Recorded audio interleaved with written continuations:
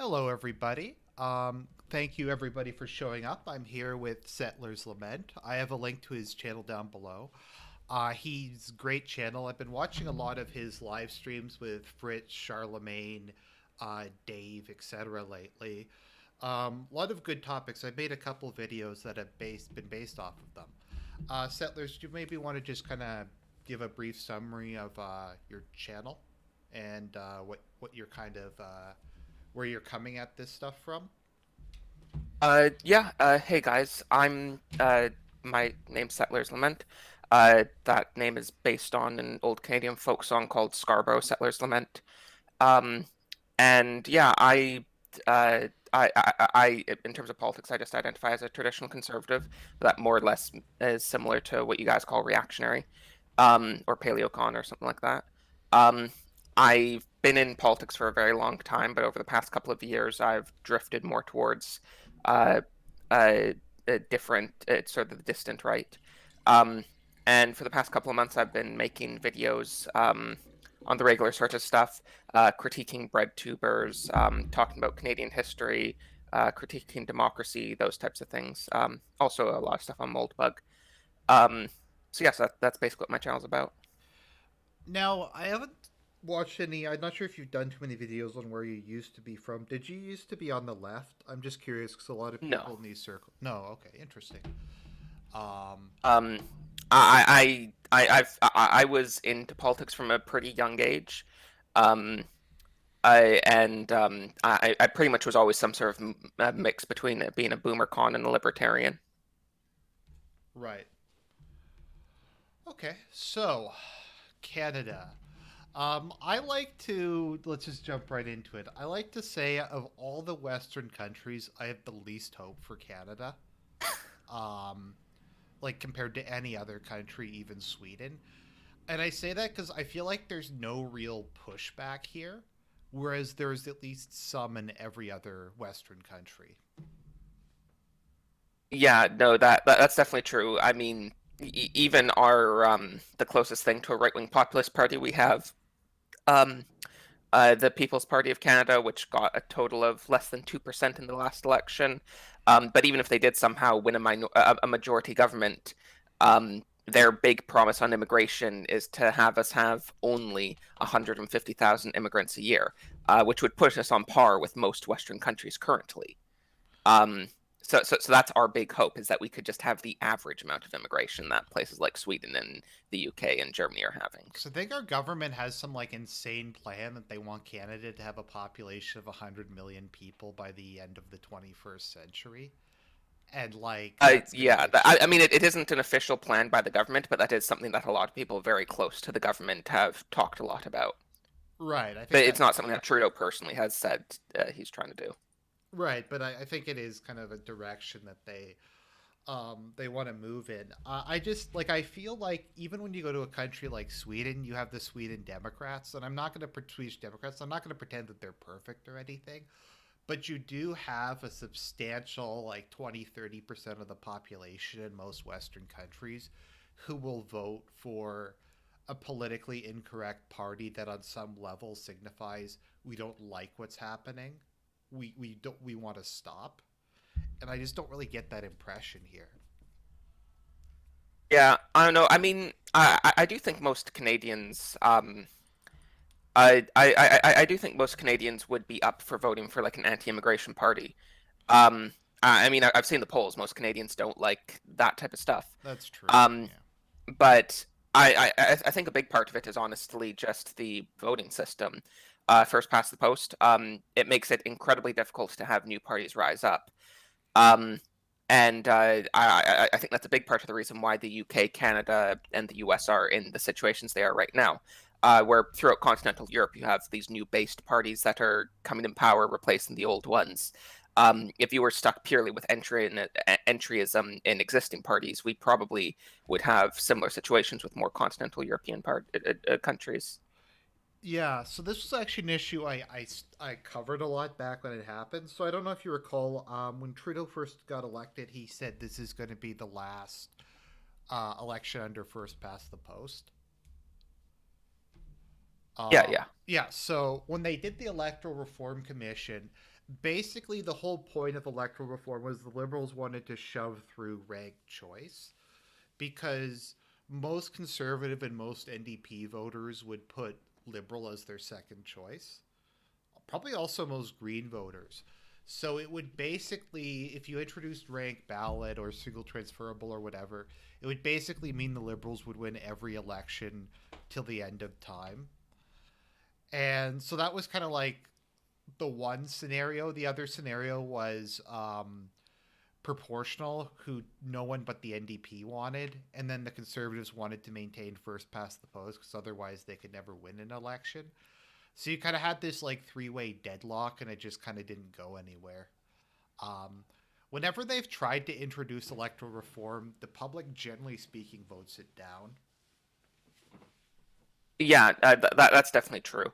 Um, I mean, I know in BC there was just a referendum a couple years ago on the topic, and it lost by a pretty large margin. I think that mostly has to do with it's something that left-wing academics and activists and stuff are really excited about.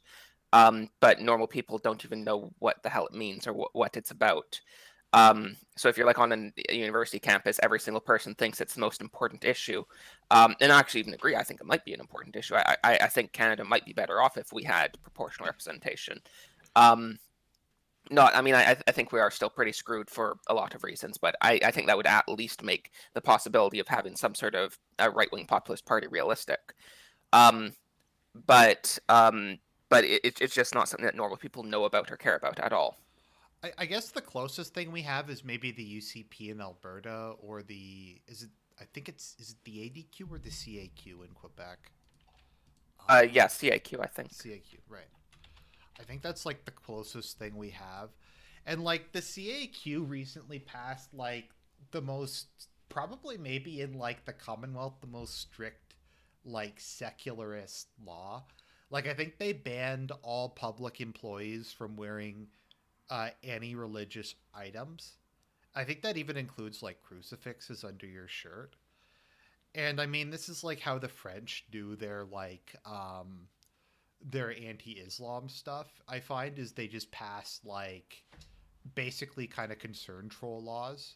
Um, like we're just gonna ban all religious symbols, etc. And the idea, I guess, they're trying to make it unpleasant for Muslims to leave, but they won't actually like say it. Sorry if I'm kind of like not making much sense here, but No, no, yeah, I know that. I mean the French secularism stuff isn't recent. It doesn't specifically have to do with Muslims. Those first laws were passed in the early 1900s in yeah, France. Um, I know. I think it's disgusting. I mean, I don't want Canada to become a Muslim country or anything. Um, but telling all the Christians that they can't wear crosses, I don't think that's an acceptable way of trying to push back against growing Muslim populations. Um, so I don't know. I think it's gross. I mean, on the other hand, I know they just removed just a few years ago. They removed the big crucifix from the front of the Quebec National Assembly. yeah. And on one hand, that's gross, and I don't like it, and it's a sign of the destruction of everything Quebec once was. But on the other hand, that's the same National Assembly where they pass laws giving money to abortion and legalizing abortion and killing old people and all that type of stuff. So I don't know. Maybe it's sacrilegious having that cross up there. Um, but I don't know. It. But if the only way the French can T-pose on Muslims is by saying that no one's allowed to wear a cross in public, it's pretty pathetic. Yeah, no, I mean, the French have been obsessed with secularism since the revolution. I'm just saying, like, nowadays it's used as cover for, like, we don't like Muslims or Sikhs, so we're just going to say it's secularism. I'm doing air quotes right now in general. Um, the funny thing, sorry if I'm jumping around a bit, that I find, at least because I live in Toronto with Muslims, is like the worst thing in the world is like, have you ever had to deal with liberal Muslims?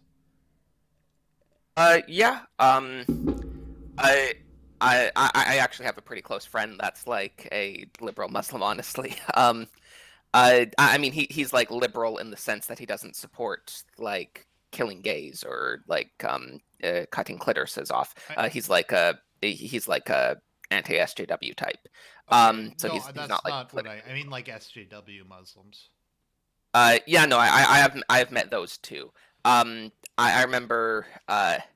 I remember I once in school had this SJW Muslim that was like wearing a full hijab and everything, and going off about how racist and sexist Canada is. Um, and I don't know. I don't know how like I'm not the counter jihad type that constantly goes on about how awful Islam is to women. It does have its own problems, but I'm not like massively concerned about that. Um, but I don't know how you can have a woman in a hijab talking about other people's sexism. Well, it's like for me, it's like you're taking the good parts of Islam and removing them and just making it worse. Because it's Yeah. like I find like they keep all the like they keep like the Islamic supremacism. They keep like the extreme in-group loyalty. Just a lot of things. Because I find even a lot of like liberal Muslims still will want like blasphemy laws or like otherwise Islam to govern society, but they also will marry that with like extreme social liberalism.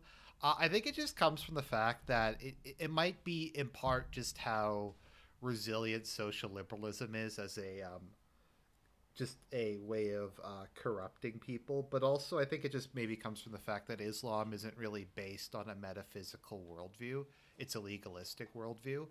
So if they can like gerrymander some of these things in through the legal code, it's not like there's an ideological opposition to them. If I Yeah, no, I get what you mean. Um, but yeah, yeah, no, uh, I know what you mean. It's gross, um, to see that type of stuff. because I know what Ann Coulter said is she said I wish Obama was Muslim, then he'd be against gay marriage and abortion. Yeah, no, that's based. I mean, I I don't like the sort of Islamification that we see in a lot of Western countries and stuff. But I'm far more concerned about the social issues than I am that. And it's not even really close. Like if the choice is between 700,000 babies being murdered a year, um, or like Muslims, like it's not difficult. Like I don't want either. Mm-hmm. But if we can't stop killing babies so we can have good penis feelings, then we don't deserve to have a civilization. Well, yeah, and Canada is, I believe we. I always say like I don't think it's inaccurate to say we have the most liberal abortion laws on earth. I think are we like the only I think we might be the only country that has no laws on it whatsoever. Yeah, I think I've heard people say North Korea doesn't have any. But other than that, I don't know of any other country that doesn't have any. It was a couple decades ago, the abortion laws that we did have were struck down by the Supreme Court for being too restrictive or something. Mm-hmm. And no one has ever replaced them since then. And it's really comical the debates that we have on abortion in Canada. For anyone that didn't watch the prime ministerial debates in our last election this past October, it literally was the three left wing parties, the Greens, the NDPs, and the Liberals, going off about how much they love murdering babies and how if they get in charge, they'll just murder as many babies as possible. And then the conservative, who literally is equally as pro-choice as every one of the left-wingers and supports murdering babies just as much, but is personally Catholic, so he can't say he supports it. He said, I agree with you. People should be able to murder as many babies as possible, but I'm not. But I'm. Not, but I don't really like it that much. But you should still be able to do it. I'm gonna. And Oh, then sorry, go on. and then the three left wingers are like, "Oh, you're a bigot. You hate women. You want women to die."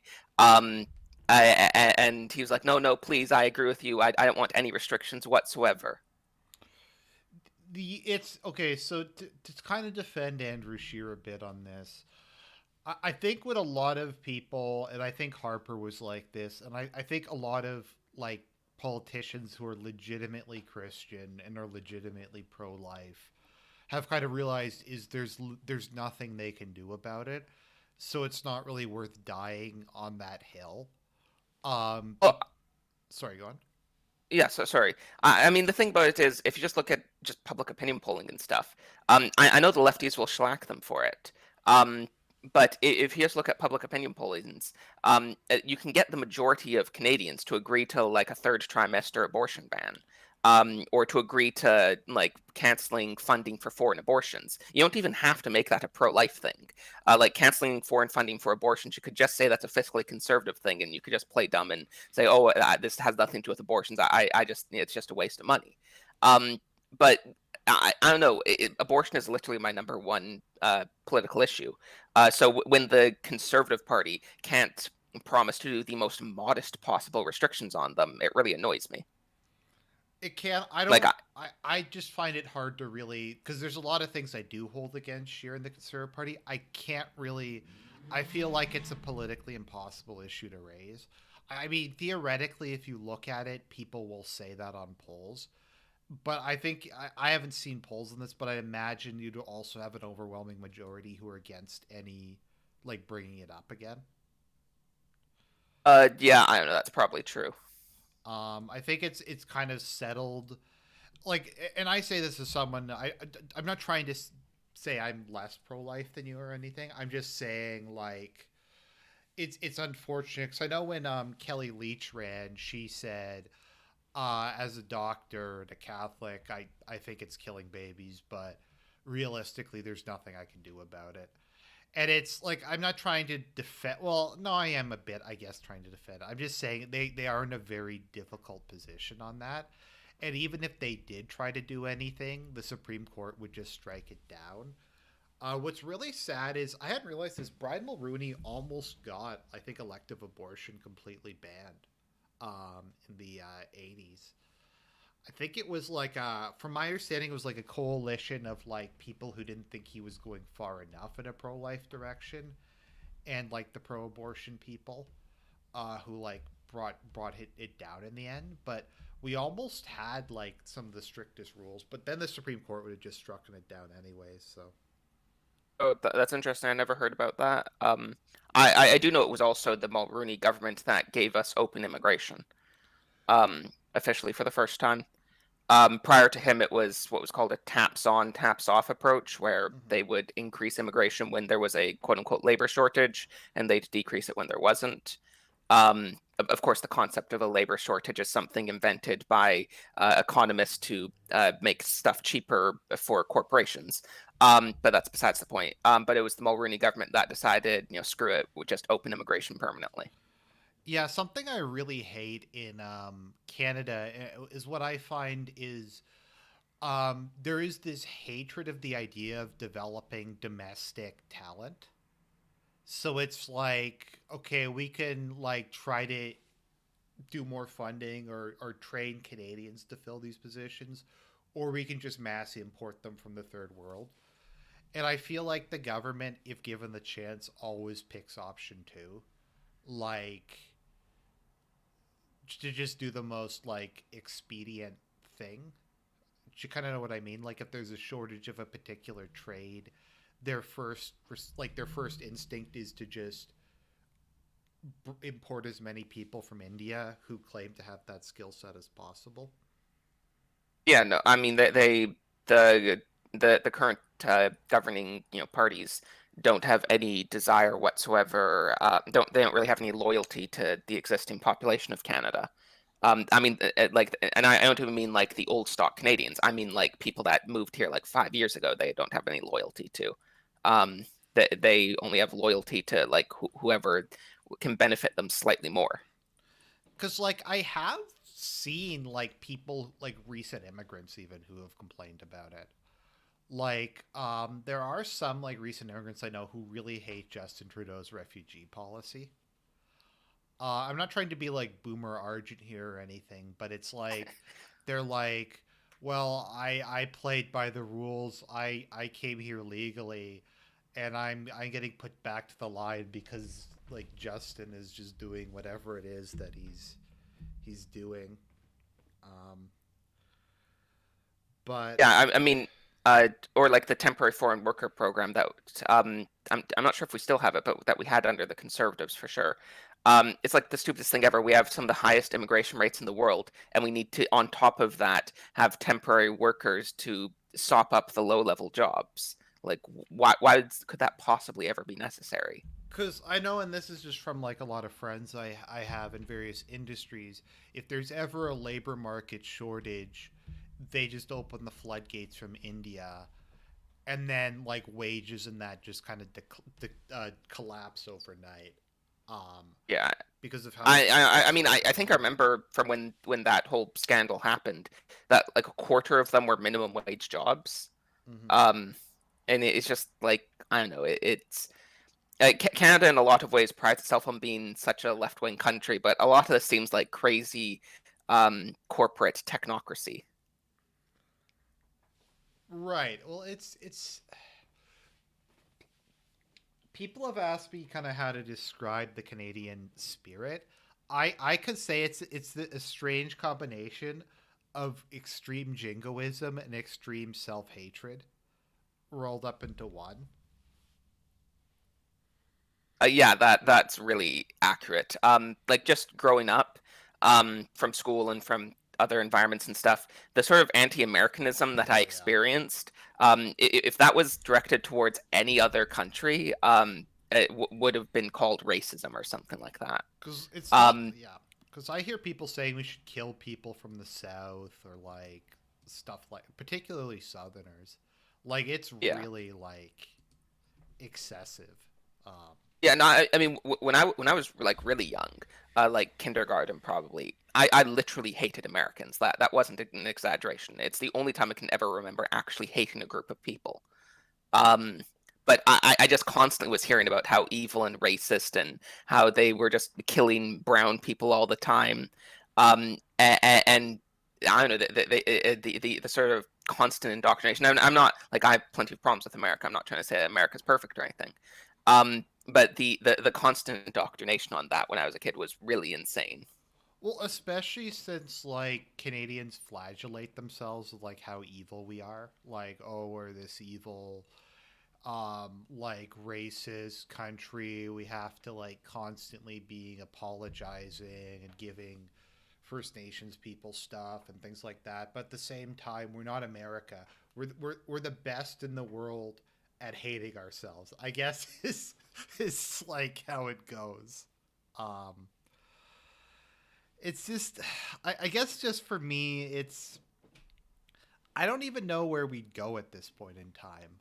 Like oh sorry, 1 second. Savage Lars is posting something that I was going to get to but I forgot. Canada has an issue where there's a never-ending urban sprawl because they hire Indians to build condos and shit, and then they need to build condos for the Indians, and they need to bring in more people to build condos for the people who build Yeah, it's very true. Um, but yeah, I just always like, what do you think went wrong? Like, why did things go so bad here? My view is kind of like Canada's the archetypical example of we're rich enough to be stupid, if that makes sense. Yeah, I mean that probably has something to do with it, but we're not really any richer than most other Western countries. Um, but I mean, I do think that explains a lot of what's going on in the West. Um, that a lot of the things that have been happening throughout Western countries just wouldn't be tolerated in any other time or any other place. Um, but but I don't know. I think the core issue of why it's so bad in Canada is just the collapse in its sort of identity after the fall of the British Empire after World War II. That for Anglos at least, our entire society was based on being like more British than the British, being this great outpost of the British Empire, and then it all just collapsed in like a decade. Um, and and it just was awkward, and we destroyed our own flag, and it just it's everything that our society was based on was completely destroyed. Yeah, so yeah, basically that all disappeared more or less overnight. It was kind of my LARP. I kind of wish there could have been some sort of loose federation between if just Canada and the UK. Um I think it was like a slight possibility, but I kind of feel like once that left, that I guess that's kind of where multiculturalism came from. Also, the other issue is with Quebec, when they abandoned religion, that made things I think a lot worse too, because Quebec was kind of like traditionally by far the most conservative part of Canada until the Quiet Revolution. So you kind of had the like collapse of Catholicism in Quebec at the same time you had the end of like Anglo identity in Canada. So I guess kind of both sides kind of latched on to this multiculturalism thing. Although for the French, it's more of kind of a multiculturalism for thee but not for me um, type thing.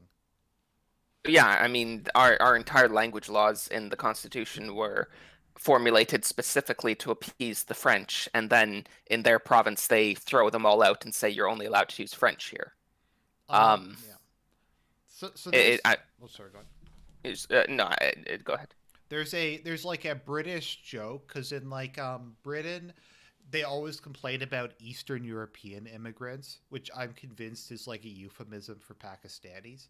So like the joke is like because like in the British UKIP will say we want to get rid of Eastern Europeans and bring in more Commonwealth. So the joke is pulls out Pakis in civic based civic nationalism.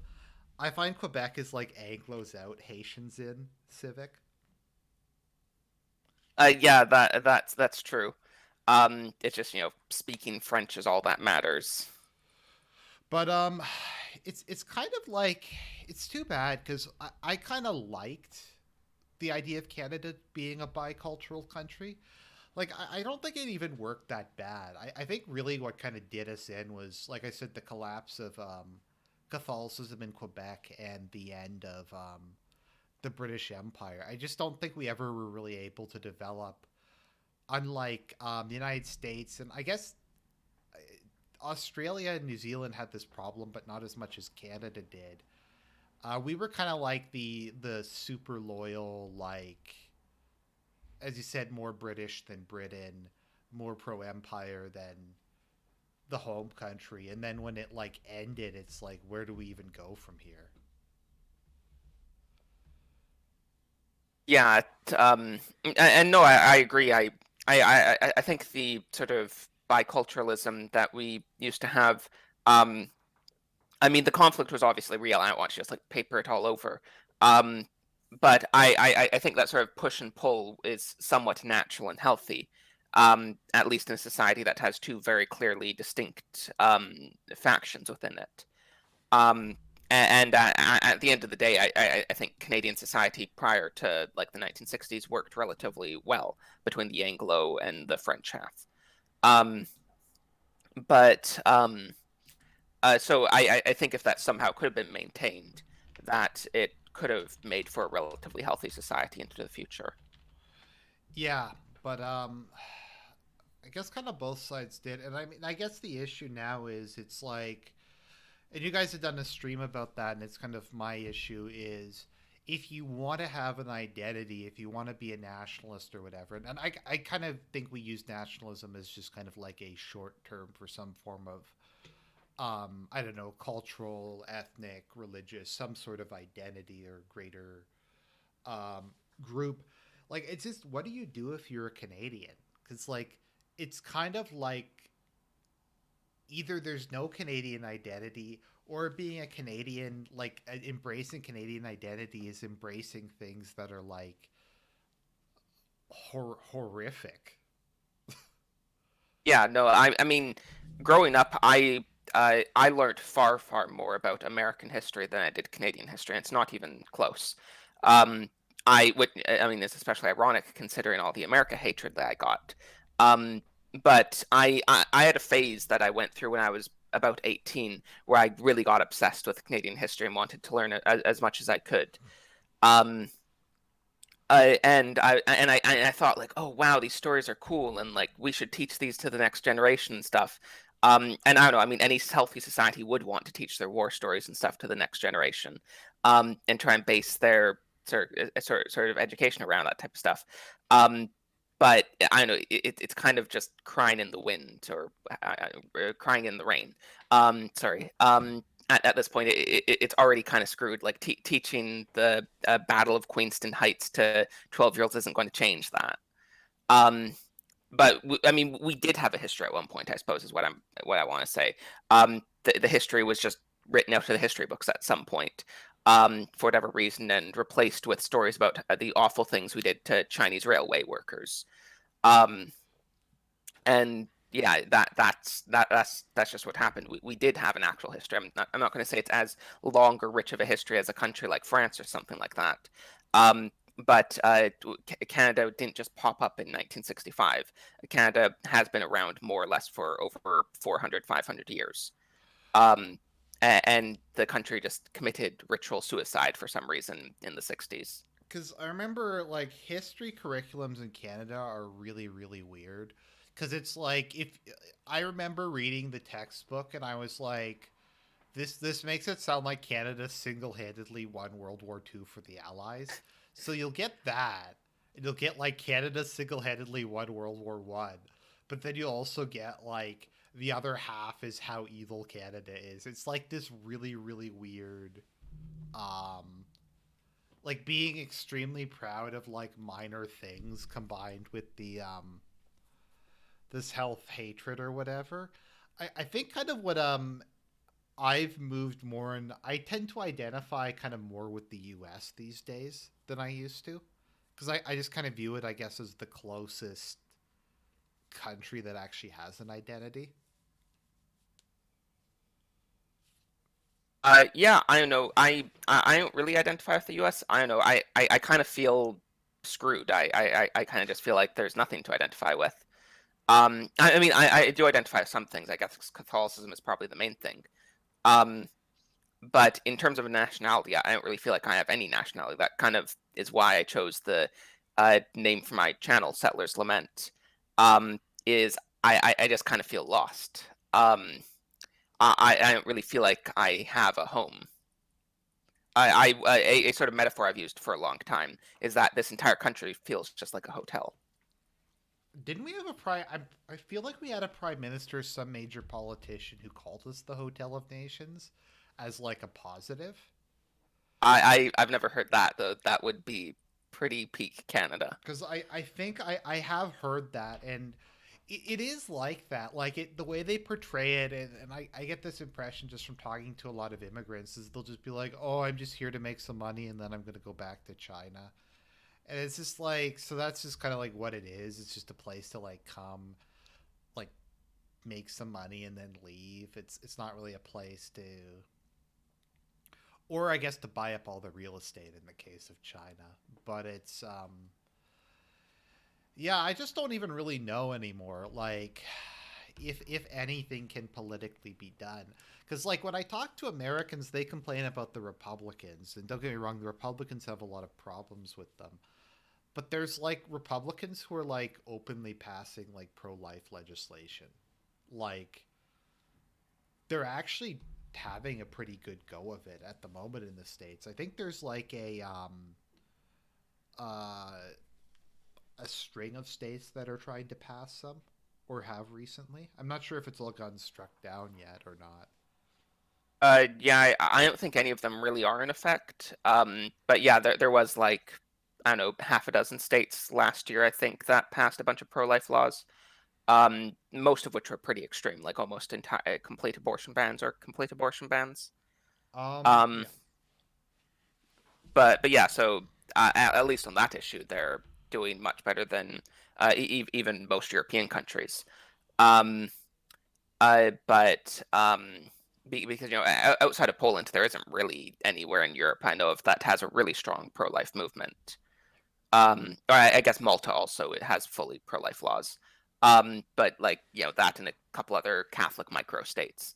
Um, but even places like Italy, like Slovenia isn't campaigning on any sort of pro-life platform. I don't know anywhere else in Eastern Europe where they're trying to implement anything like that. Um, so yeah, America is in a pretty good place at least on that. Some countries are so like it's weird because Hungary, when Orban introduced the new constitution, it theoretically included a right to life, but they haven't really been able to implement it. The abortion rates in a lot of Eastern European countries that have turned rightward, like I think in Russia, they've fallen dramatically. Russia still might have the highest on earth, but in Hungary, they've dropped quite a bit. In Russia, they've dropped quite a bit. Um, the Western Europe actually has by far the lowest abortion rate of anywhere on Earth, like by a substantial margin. Um, Yeah, I knew like the Southwest did, but I think places like Scandinavian countries have higher rates. I'd have to look. The thing is, people there are like smart enough to use contraception properly, Yeah. so it's just not as big of um not as big a thing there. But I know one cool thing in Italy which has really low abortion rates, is like they have fully pro-choice laws for the most part, but a gynecologist can get blackballed if they agree to do abortions because a lot of the hospitals are controlled by the church still. So like 70% of gynecologists, I think, refuse to do abortions, and not because they're like based in pro-life, just because they want to get promotions. right. Okay, so there's that. Um, Actually, most Muslim countries, abortion's illegal in or heavily Yeah, restricted. almost all of them except for Tunisia and Turkey, I think. Turkey's interesting. I kind of wish we had Christian Erdogan, because Erdogan's like, I get that he's our enemy because he's like Muslim and Turkish and they play their like specific games. But basically, what they did in Turkey is they closed like all but one hospital in like I think Istanbul or something, or they like just reduced it to like three hospitals in the country that can provide abortions, and they didn't give any more resources to them. So it's theoretically available on demand, but they've basically made it so difficult in practice it's kind of illegal. Um, so Turkey's kind of heading in that direction. So let me see here.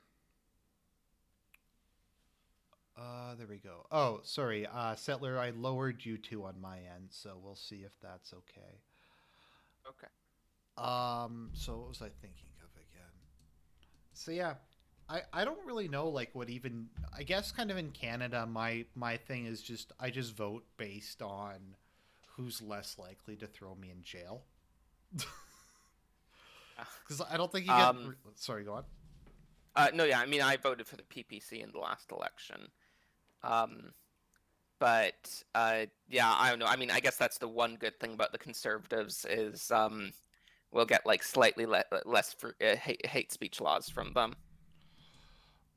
They are not like super bad on that. Um,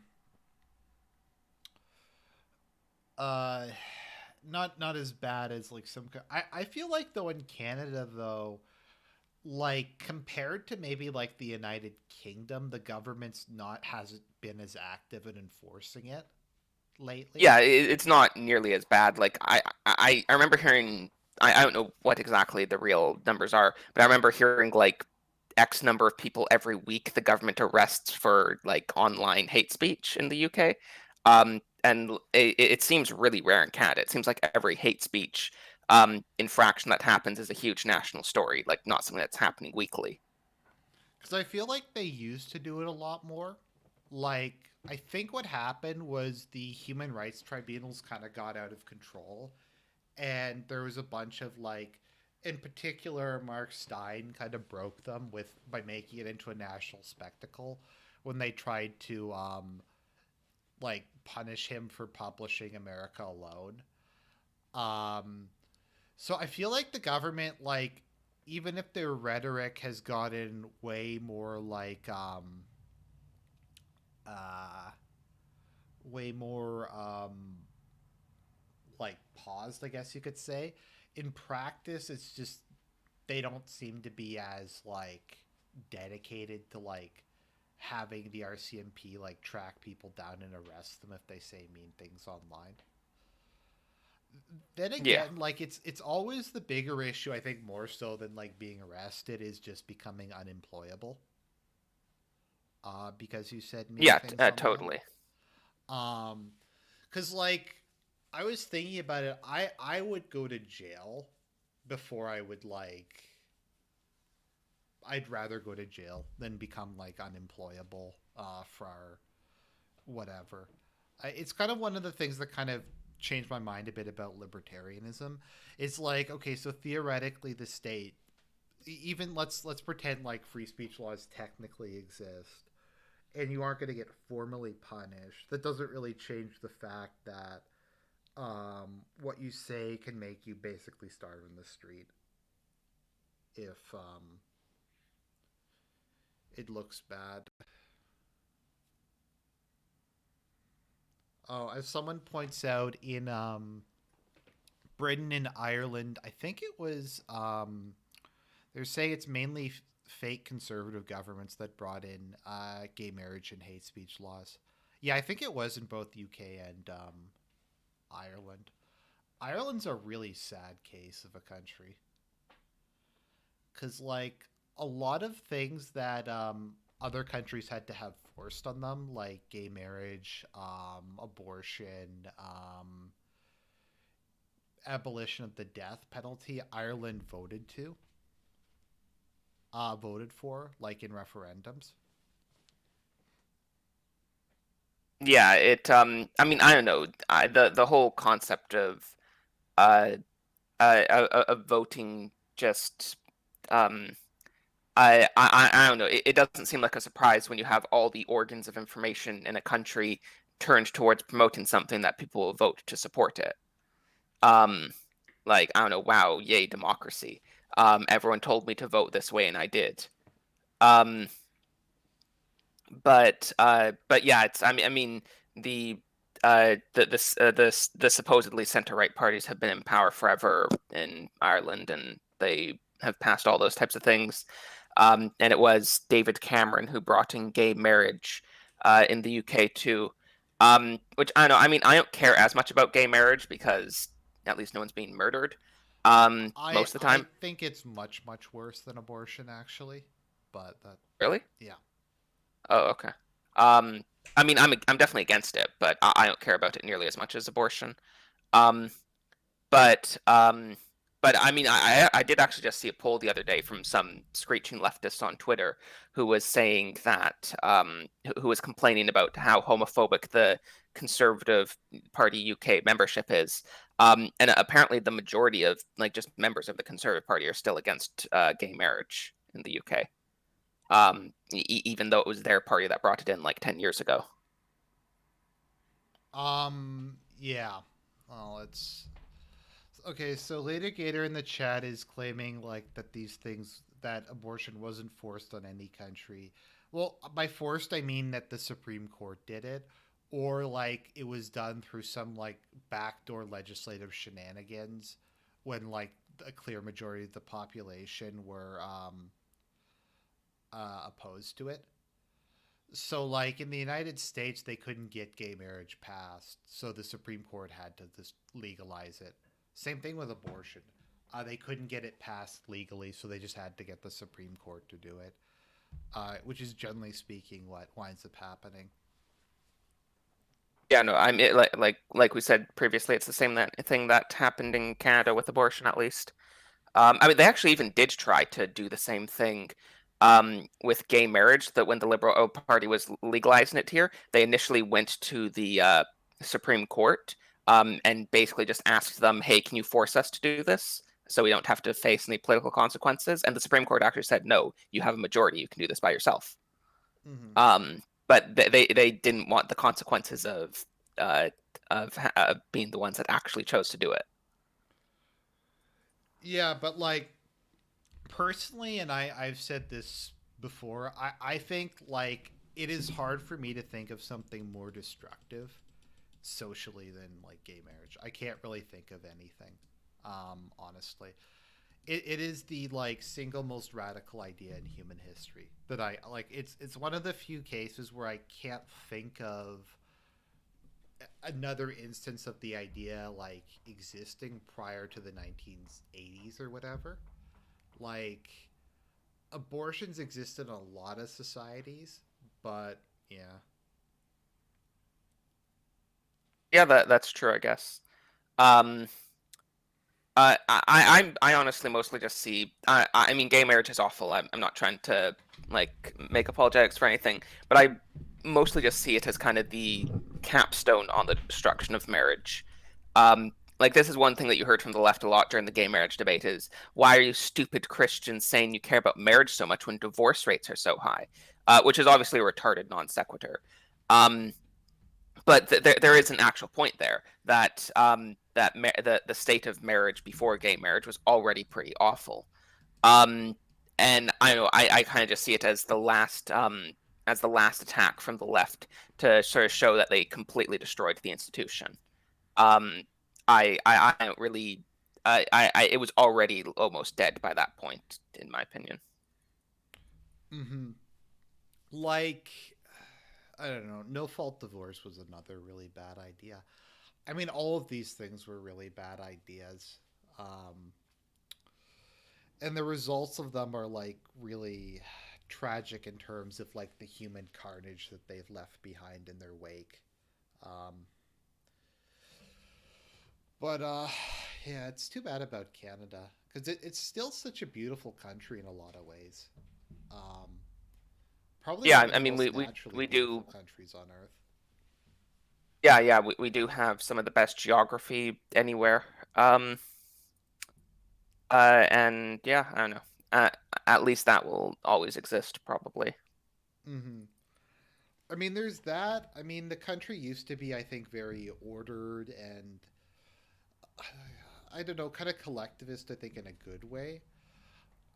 I still like prefer our healthcare system to the U.S.'s, and I don't have rosy colored glasses over our healthcare system. Yeah, no, I'm happy with our healthcare system. I don't think it's amazing or anything. But I'm happy that I never need to be worried about like losing my house or something because I have medical bills. Because Um, yeah, because like I but sorry, God. sorry, go ahead.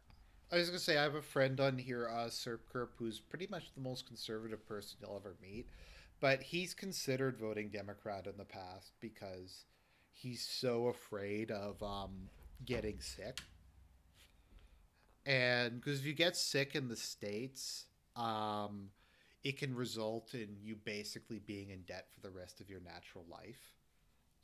Even if you have insurance, because they might just decide to not pay, or it's so expensive that even if they cover like 80% of it, you're still hundreds of thousands of dollars in debt.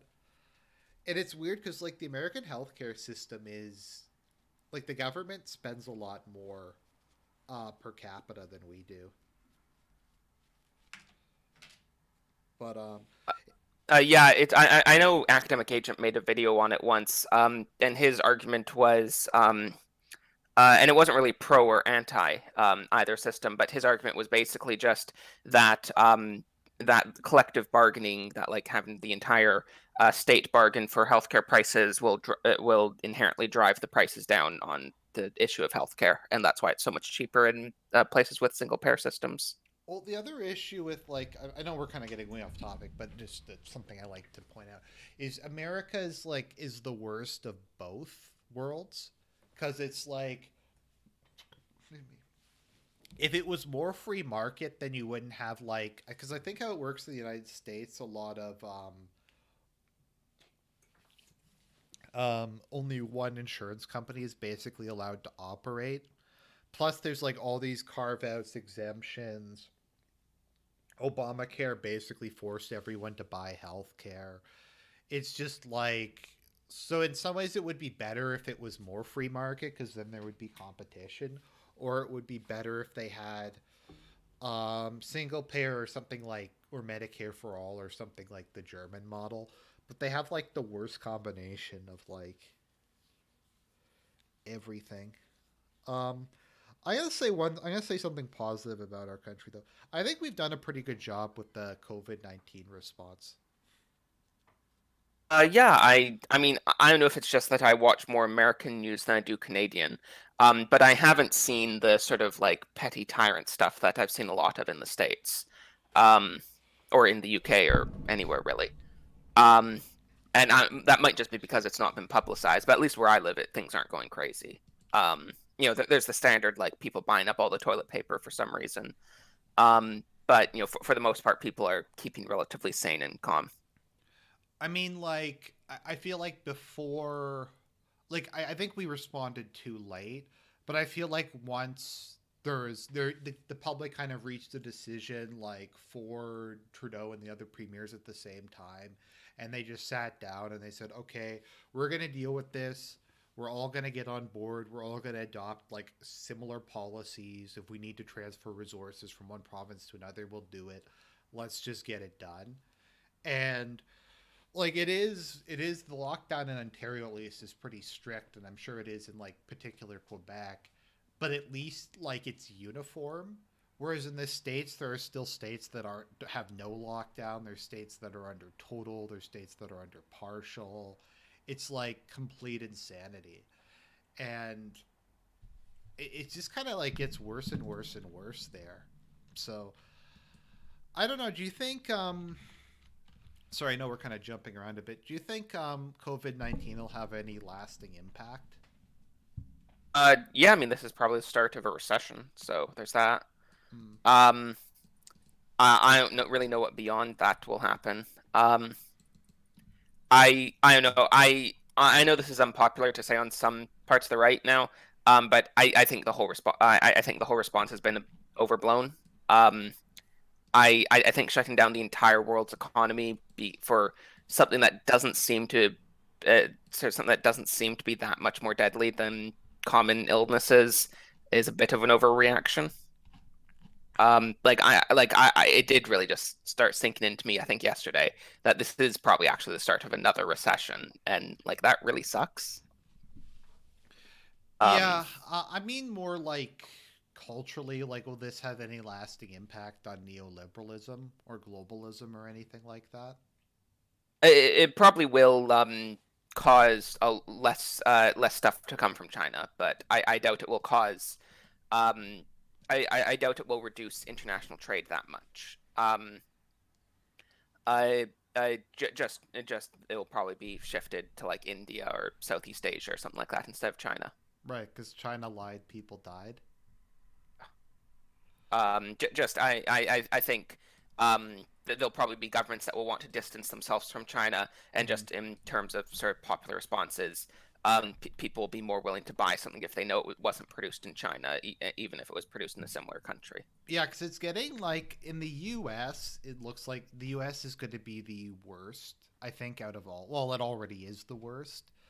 But the death rate there is at 5%. I think it's going to keep going up because America is the land of like comorbidity, like where most of the population is obese or has high blood pressure or like some other type of thing. So, yeah, I don't know. It's pretty rough out there. I'm kind of fortunate cuz I can work from home and my parents are retired, so they get their check every month. But for a lot of people I know, they're like basically on the verge of like bankruptcy at this point in time. A lot of businesses I know nearby are just kind of closing for good. I don't know how long they can keep this whole thing up for, to be honest. Um, Yeah, I don't know. It's concerning. It's really impossible to know where this will go. mm-hmm. Right. Hmm. So, how long do you think the so I was kind of wondering how long the current government was going to last because I thought it might go off pretty it might not last too long like the current Justin Trudeau one, but it's probably going to last all 5 years now, all 4 years now since it's Yeah. Yeah, no, I mean, I remember I was reassuring some of my BoomerCon family members when the election happened, um, and they were like suicidal because they thought that, just another 4 years of a conservative party would finally turn Canada around. Um, but now we're doomed because we have Justin Trudeau. Um, and that sort of BoomerCon mindset really annoys me. I have I know some people that literally said that Canada was doing great until Justin Trudeau was elected. Um, and but no, so I remember having reassured some BoomerCon family members that, don't worry, this won't be like more than 2 years of Justin Trudeau in power until there's another election. But this, because of the whole COVID-19 stuff, this very well could be the longest minority government in Canadian history. Mm-hmm. Yeah, I really hate Justin Trudeau. Like more than just about I think any other Western politician. I Yeah, just he is just the most disgusting. The thing is, he's the most disgusting in terms of personality and stuff. I don't think his policy is really any different than the average sort of Western globalist types. um I think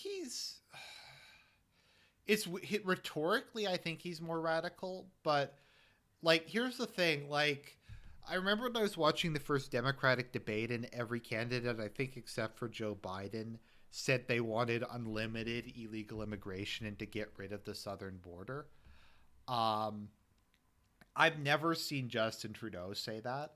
I've seen him say a lot of crazy shit, but I've never heard him say that Canada should have no borders whatsoever. Um, but like I don't know. One of the things I hate about him is how, and I cringe whenever I repeat this. He calls himself a devout Catholic, despite being like the single most pro-abortion prime minister Canada's. Well, keep in mind he kicked out members of the Liberal Party who were pro-life. Um, he said Yeah, he, I yeah. remember. I remember his local bishop was considering excommunicating him for that, which I don't know why he wasn't excommunicated for that. Or I think I heard that. That was a long time ago. I might be misremembering. Um, but yeah, the supposedly Catholic uh, pro-abortion people are really disgusting. Um, I'm really not quite sure why the church doesn't excommunicate these politicians. And not just for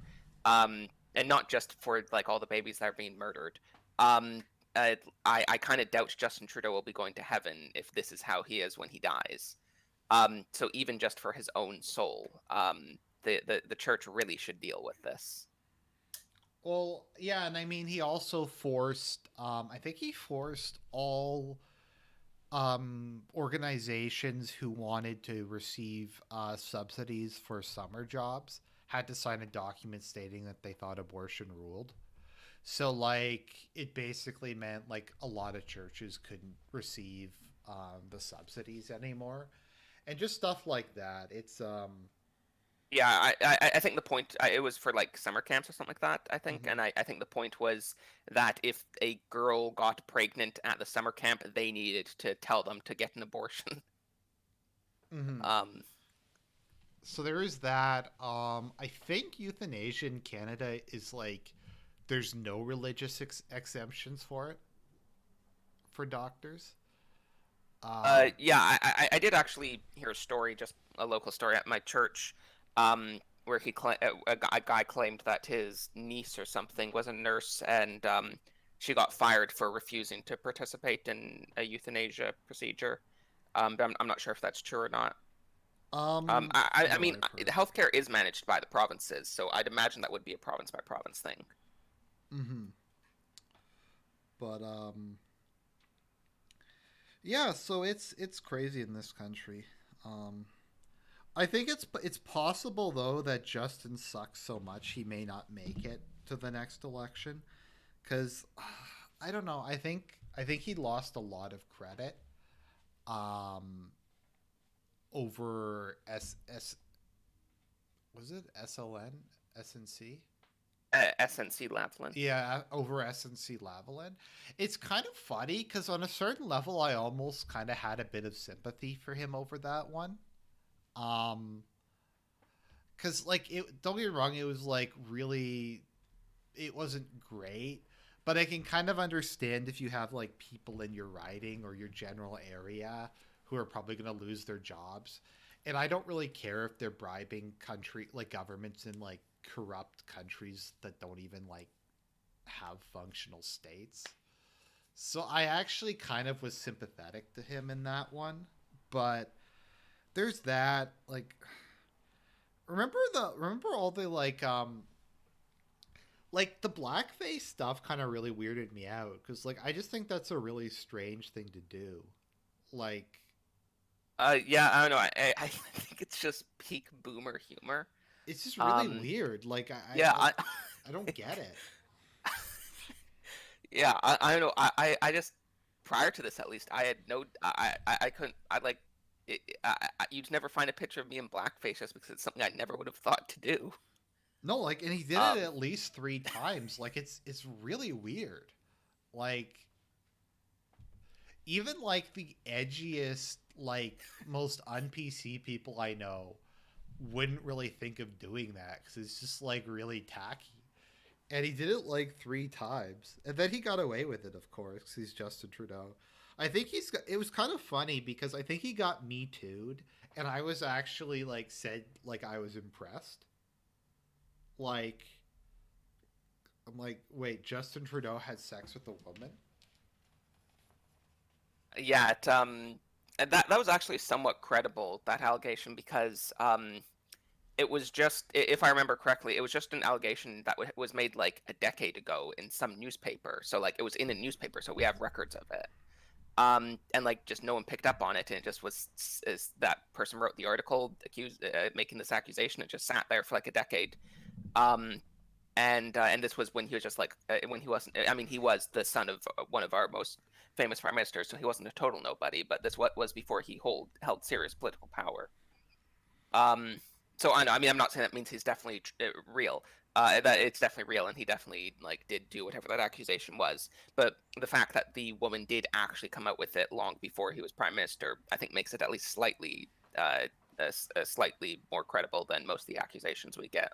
No, I just thought he was too much of a wuss to do something like that. So I Yeah, was I a don't know. I little mean, you know what they say impressed. about male feminists, though. Yeah, well, yeah. I think that is that is often the case. Um, he's a really just like because people were saying like Argent, don't bother voting for the Conservatives. The Conservatives suck. I'm like, I know they suck. I just want him gone. I just want to stop. It was funny because when Justin went to see visit Pope Francis, he said, I educated him about our religion, and I'm like, this is the only time in my life I feel bad for Pope Francis. As much as I dislike him, no one deserves to be lectured to by Justin Trudeau. Let's see Yeah, I don't here. know. I mean, I really wonder what Trudeau said to him. That would be amazing. But Yeah, if someone recorded that. but yeah. So, uh, anyways, was there anything else you wanted to bring up or talk about? No, nothing in particular. We can end it here if you'd like. Sure, because I didn't have much else to say. Maybe I'll just give the chat a chance. Chat, Okay. if you have any questions for Settlers Lament or I, once again, there is a link to his channel down below, and I will post another one in the chat. Please subscribe. Also, please like this video and click the bell icon because I sometimes get people telling me that they don't get my videos delivered. It's kind of a general issue with YouTube. I don't know how much of it though is like them censoring people and just them being incompetent. Um, so let's see here.